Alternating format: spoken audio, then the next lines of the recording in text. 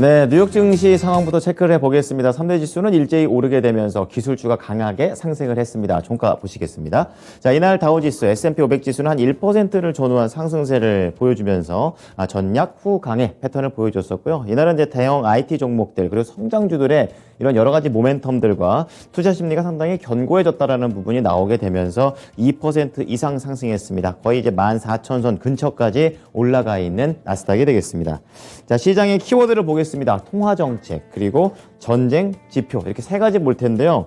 자, 우선은 세인트루이스 연은 총재의 발언을 시작으로 해서 연준은 계속해서 매파적인 행보를 보여주고 있습니다. 그럼에도 불구하고 기술주들이 상당히 좀 견고하게 움직였다라는 것이 시장의 또 다른 특징이 되겠는데요. 자, 우선 세인트루이스 연은 총재, 그리고 토마스 바킨 리치먼드 연은 총재, 그리고 투표권을 갖고 있는 크리스토퍼 월러 연준 이사까지 세 분이 이제 관련된 내용을 했었는데요. 필요하다면 또는 뭐 상황에 따라 금리를 좀 강하게 올릴 수 있다라는 것이 공통적인 발언이 되겠습니다. 강하게 올리겠다라는 것은 25bp가 아니라 50bp 이 정도 말씀을 좀 드릴 수 있는 거고요.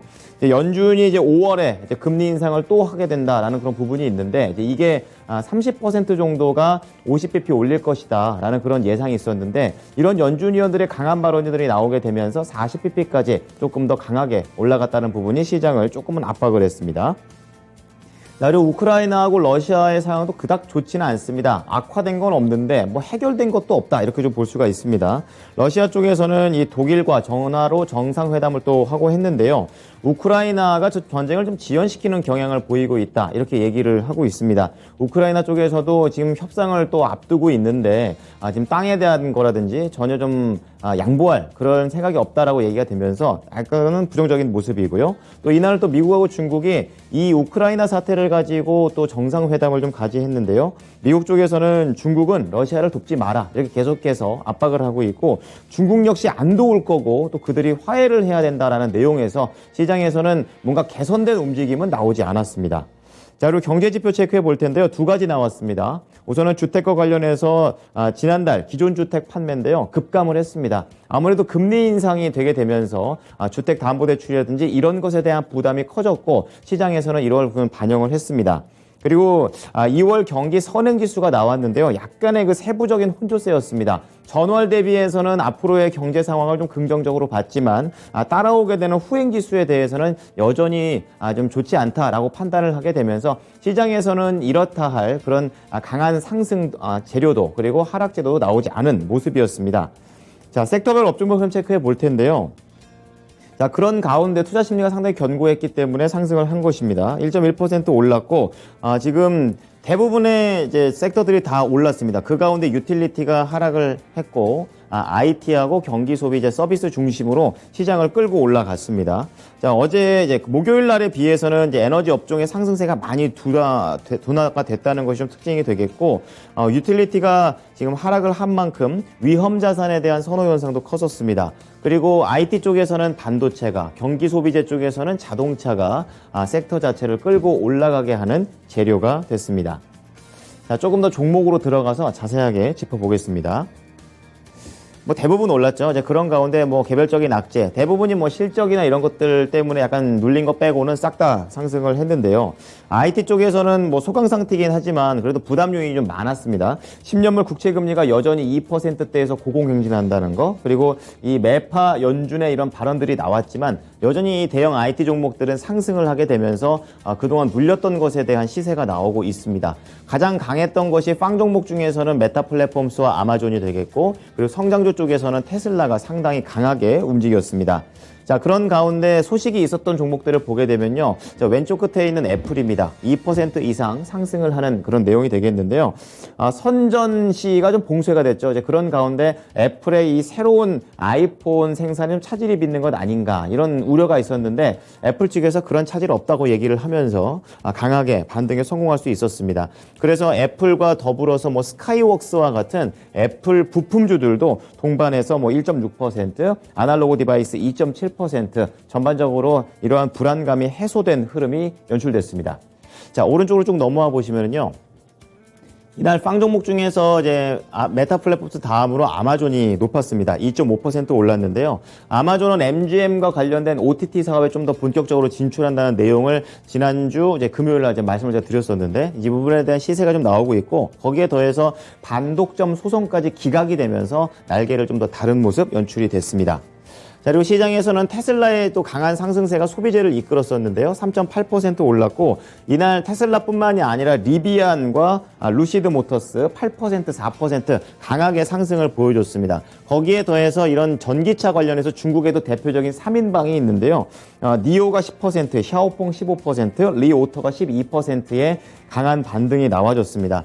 최근 전기차에 대한 그런 수요가 다시 한번 견조하게 나올 것이다라는 시장의 분석 속에서 상승을 한 것도 있고요. 거기에서 또 중국에서도 최근에 이 경기 전망과 관련해서 완화책을 좀 더 펼치겠다라고 얘기했는데 거기에 또 전기차와 관련된 좀 수혜가 있을 것이다라는 소식 속에서 이날 중국 증시, 중국 관련 전기차 3인방 그리고 미국 증시에 상장되어 있는 이런 테슬라와 같은 미국 전기차들 전부 다 상승을 했다라는 부분 오늘 국내에서도 연결될지 지켜보셔야겠습니다. 자, 그리고 필라델피아 반도체 지수가 월요일만 한 3% 밀렸고 수, 목, 금 모두 다 강하게 상승을 하게 되면서 한 주 동안 강한 흐름을 보여줬습니다. 자, 그런 가운데 엔비디아를 포함해서 비메모리 관련된 종목들이 상승을 했었고 메모리 쪽인 마이크론 테크놀로지가 약간의 조정을 받았습니다. 우선 조정받은 것은 개별적인 악재가 있었다기보다는 최근에 마이크론 테크놀로지가 급등을 했었죠. 이제 그것과 관련된 차익 매물이 나왔다라고 보시면 되겠고요. 저 엔비디아 쪽에서는 자체적인 이제 그래픽카드 컨퍼런스를 앞두고 있습니다. 자, 그런 가운데 긍정적인 기대감이 유입이 되면서 전체적으로 좀 상승을 했고 특히 엔비디아가 6.8%나 급등을 할 수 있었던 것은 이제 애플하고 또 연관성을 보셔야겠습니다. 이제 애플이 만드는 이런 대표적인 칩 제품들이 엔비디아가 좀 더 성능이 더 좋을 것이다라는 내용이 나오게 되면서 이날 엔비디아가 강하게 더 튀어 올랐습니다. 자, 헬스케어 쪽에서는 백신 종목 하나, 그러니까 모더나가 강하게 움직였고 나머지 진단키트가 전반적으로 강했다라고 보시면 되겠는데요. 진단키트가 강했던 것은 이제 아무래도 유럽이라든지 중국 쪽에서 이 코로나와 관련된 부분이 재확산된다라는 부분에 따라서 지금 시간차로 좀 반영이 되는 게 있고요. 잠시 후 이제 모더나는 특징 줄 때 좀 더 자세히 볼 텐데요. FDA와 관련된 승인 건수를 요청했다라는 내용에 따라서 이날 모더나는 6% 이상의 강한 상승률을 보여줬습니다. 자, 앞서서 좀 말씀드렸던 것 중에 실적에 따라서 좀 약간의 급등락이 좀 있었다라고 말씀드렸는데요. 우선 산업재 쪽에서 페덱스, 대표적인 택배 업체가 되겠습니다. 실적이 좀 부진했습니다. 인건비가 올라간 것도 있고 또 거기에다가 오미크론에 대한 우려까지 겹치게 되면서 시장의 예상치를 하회하는 그런 내용이었습니다. 그래서 거의 4% 가깝게 밀리는 모습이었고요. 반면에 실적이 또 기대가 되는 종목이 있습니다. 오늘 밤에 실적이 나올 건데요. 나이키입니다. 3% 이상 상승을 했는데 중국 판매에 대한 기대감이 다시 한번 반영이 되면서 이 소비재 중에서 또 가장 큰 사이즈를 자랑하고 있는 나이키가 강한 상승세를 보여줬습니다. 자, 특징주 체크해 보겠습니다. 테슬라가 가장 강했죠. 이제 그런 가운데 테슬라가 왜 이렇게 올라갔냐면 이 머스크 CEO의 트윗 때문에 그렇습니다. 마스터 플랜 파트 3를 작업 중에 있다 이렇게 얘기를 했습니다. 그래서 그 마스터 플랜이라는 게 도대체 뭔가 이렇게 봤더니 머스크 CEO의 장기 계획을 이렇게 얘기를 한다고 합니다. 2006년에 파트 1 그리고 2016년에 파트 2 이런 식으로 얘기를 했었었는데요. 이제 파트 1이라는 얘기가 나오고 난 다음에 모델 S, 모델 3 이게 출시를 했고요. 파트 2가 나오면서 ESS라든지 자율주행 쪽에 대한 내용들이 출시가 됐습니다. 그래서 이러한 기대감이 또 파트 3 때 나오겠다라는 내용 속에서 지금 테슬라가 거의 4% 가깝게 지난주 계속해서 올라간 모습이 나와졌습니다. 거의 $905까지 안착한 흐름입니다. 자, 그리고 모더나가 강했었습니다. FDA 얘기가 좀 있었는데요. 이제 18세 성인을 대상으로 한 또 다른 부스터샷에 대한 승인을 요청을 했습니다. 그러니까 뭐 새로운 약이 나온 게 아니라 이 승인 요청 범위가 커진 겁니다. 그러니까 18세 이상의 뭐 제한적인 중증 환자가 아니라 전체 다 이렇게 되기 때문에 또 매출로도 크게 잡힐 수 있다라는 부분도 있고 이게 통과가 되게 되면은 화이자의 이런 매출에도 많이 따라갈 수 있다라는 측면에서 이날 모더나가 강했습니다. 6.3% 오르면서 $180 근처까지 모더나는 회복을 했습니다. 자, 유럽 증시 보겠습니다. 뉴욕 증시 상승한 거에 비해서는 유럽 증시는 상당히 좀 관망하는 그런 모습이었습니다. 지금 포인트는 우크라이나 협상 상황이라든지 미국과 중국의 이런 우크라이나 관련 통화에 좀 집중하는 모습이었었는데요. 우선은 협상 상황이 그렇게 크게 진전되지 않고 있기 때문에 지금 FOMC라든지 앞서서 나왔었던 이런 재료들을 조금 더 소화하는 부분이 더 강했다라는 것이 시장의 판단입니다. 독일 닥스 지수, 그리고 영국의 독일 닥스 지수와 프랑스 깍크 지수가 강보합, 그리고 영국의 푸츠백 지수 역시 0.2%대의 소폭의 상승세로 거래를 마쳤습니다. 자, 마지막으로 상품 시장 체크해 보겠습니다. 유가가 1.7% 상승했습니다. 최근에 지난 한 주 동안 내릴 때는 막 3, 4%씩 내리고 오를 때는 막 5%씩 오르니까 1.7%가 그닥 뭐 이렇게 높지 않다라고 생각하실 수 있겠지만 어쨌든 100달러 선을 다시 한번 넘긴 상태에서 유지하고 있다라는 부분, 지금 협상을 전쟁 협상을 계속 보고 있다라고 보시면 되겠고요.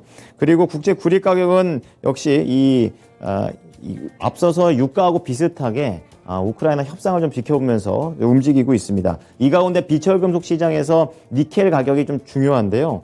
지금 25,000달러가 급등 전에 좀 평균 가격이었습니다. 그랬었는데 최근에 한 8만 달러까지 올라갔다가 지금 급격하게 내려오면서 36,000달러까지 현재 회복을 하고 있는 흐름입니다.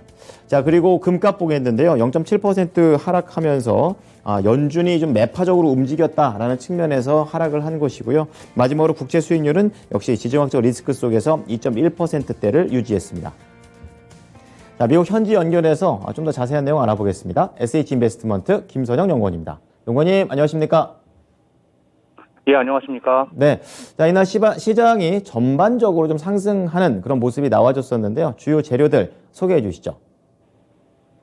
예, 연준의 통화 정책 관련 불확실성이 다소 감소하고 우크라이나 사태 관련 기대감이 높아지면서 지난 금요일 뉴욕 증시는 3대 지수가 모두 0.8에서 2%대 상승으로 마감됐고 S&P 500과 나스닥 지수는 지난 한 주간 각각 6.2%와 8.1%의 급등세를 보였으며 다우존스 지수는 5.5%가 상승하면서 3대 지수의 이 같은 상승률은 2020년 11월 이후 최대치였습니다.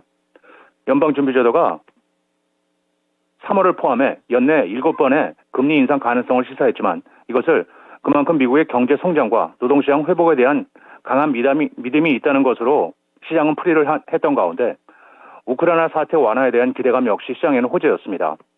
조 바이든 대통령과 중국의 시진핑 국가주석이 화상통화를 통해 러시아와 우크라이나 간의 전쟁을 논의했고 바이든 대통령은 중국이 러시아에게 물질적 지원을 제공할 경우 그에 따른 결과에 관해 설명했으며 시진핑 주석은 우크라이나 위기는 우리가 보고 싶어 하지 않는 것이라면서 양국은 세계 평화와 안녕을 위해 노력해야 한다고 촉구한 것으로 알려지고 있습니다. 여기에 다소 감소한 지난달 주택 매매 건수가 시장 과열 우려를 감소시키면서 시장에는 오히려 긍정적으로 반영이 됐는데요. 전미 부동산 중개인협회에 따르면 2월 기존주택 판매는 전월 대비 7.2%가 감소한 연율 602만 채로 집계돼 예상치였던 613만 건을 하회했고 지난해 같은 기간에 비해서는 2.4%가 줄어든 것으로 나타났습니다.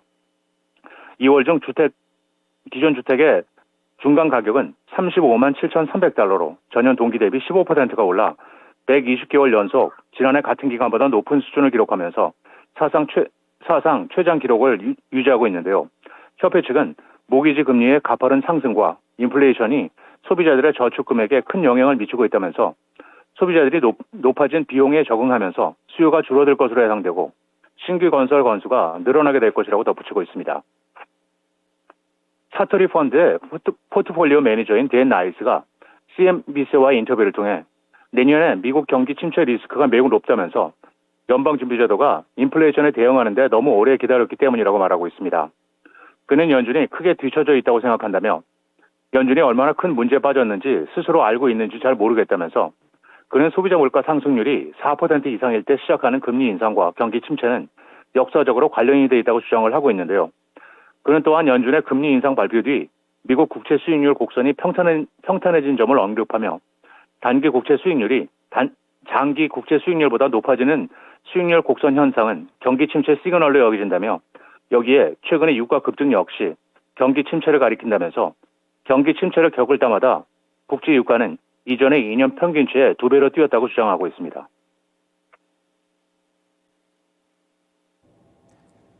네, 이날 시장에서 전기차 관련된 종목들이 강했었습니다. 또 전기차 하면은 자율주행으로도 엮일 수가 있는 그런 내용이 될 텐데요. 제네럴 모터스 쪽에서 인수와 관련된 소식이 나왔습니다. 어떤 소식인가요? 예, 그렇습니다. 제너럴 모터스가 자율주행차 자회사인 크루즈에 대한 지분 비율을 확대하는 등 지배력 강화에 나서고 있습니다. GM은 일본 소프트뱅크 그룹의 비전 펀드가 크루즈에 투자한 지분을 21억 달러에 인수한다고 밝혔는데요. 이번 거래로 GM의 크루즈 보유 지분은 전체의 80%로 늘어났고, 이번에 GM의 지분을 넘긴 소프트뱅크는 지난 2018년 크루즈에게 총 22억 5천만 달러를 투자하기로 약속했었습니다. 우선 9억 달러를 투자하고 나머지 13억 5천만 달러는 자율주행차가 본격 상용화되는 시점에 투입하기로 했었는데요. 당초 소프트뱅크는 지난달 남은 금액을 크루즈에 투자할 것으로 알려졌지만 GM의 지분을 넘기기로 최종 결정한 것입니다. GM 측은 소프트뱅크의 몫을 인수함에 따라 크루즈에 대한 소유권 구조를 단순화했다면서 이번 투자는 크루즈에 대한 우리의 신뢰가 반영된 결과라고 말하고 있고, GM이 보유한 지분 외에 나머지 20%는 혼다, 마이크로소프트, 월마트 등이 보유하고 있습니다. 한편 GM이 크루즈의 기업 공개를 미루고 자율주행차 사업 지배 구조 강화에 나섰다는 분석이 나오고 있는 가운데, 지난달 캘리포니아 당국으로부터 GM은 차량 안전 확보 등의 조건으로 크루즈의 자율주행 승객 서비스 허가를 이미 받은 상태이며 자율주행차 규제를 완화해달라고 연방정부에 요청해오고 있는데요. 지난 금요일 GM의 주가는 1.16%가 상승해 44달러 82센트의 거래를 마쳤습니다. 마지막으로 내일은 예정된 경제지표는 없으며 내일 폐장 후 나이키의 4사분기 실적이 발표되며 시장의 예상은 전년도에 90센트 대비 다소 감소한 주당 72센트의 EPS와 106억 900만 달러의 매출이며, 이어 중국 기업인 텐센트 뮤직이 4분기 실적을 발표하게 됩니다.